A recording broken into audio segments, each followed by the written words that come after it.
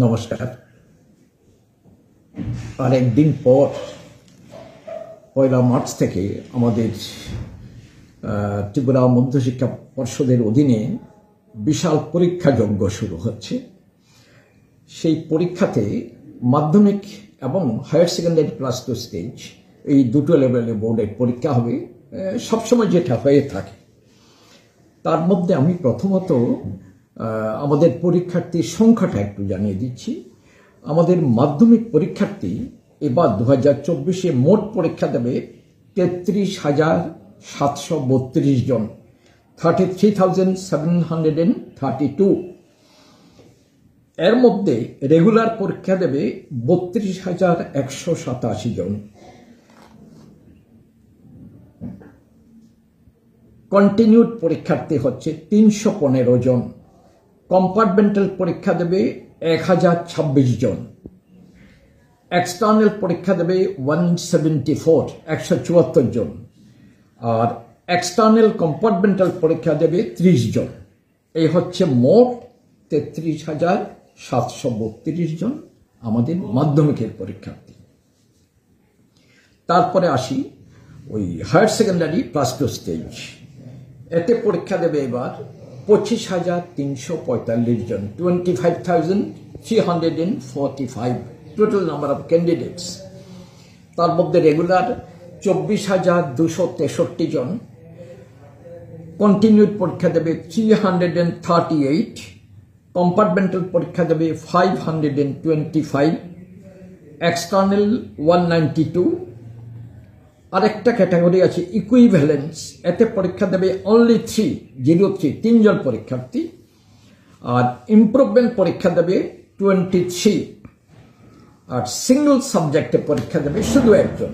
এই টোটাল হচ্ছে 12-এর 25,345 জন।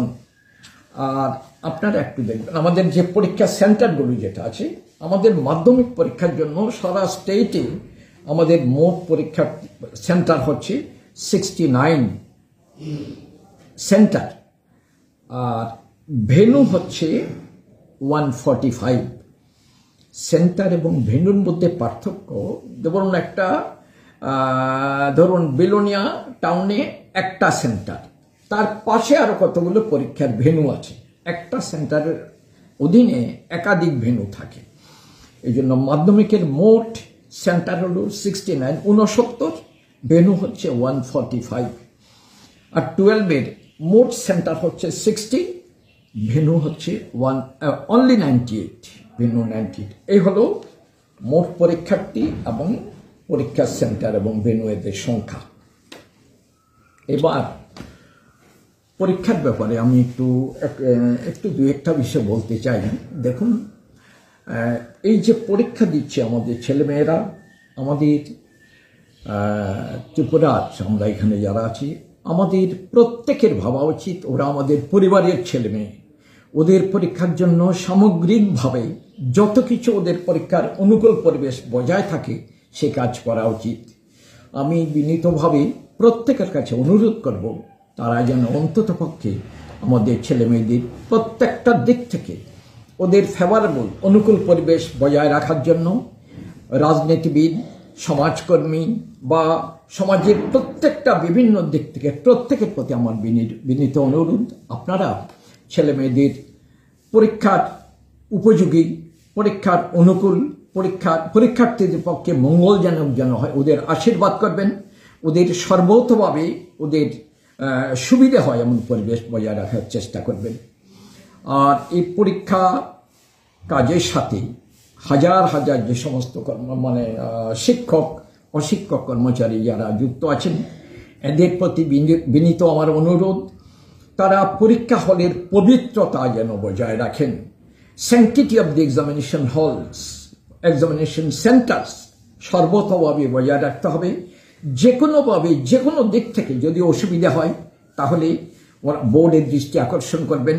স্থানীয়, যেমন ধরুন কারো শারীরিক অসুবিধা হচ্ছে, যে কোনো অসুবিধে ডাক্তারের সাথে যোগাযোগ করতে হবে।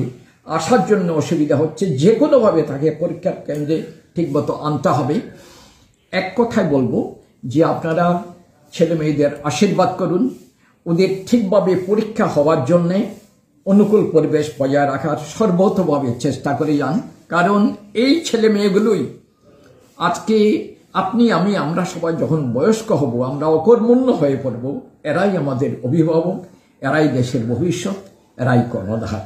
স্যার, প্রথম দিন কি পরীক্ষা থাকবে? প্রথম দিন পরীক্ষা থাকবে, আমি বলছি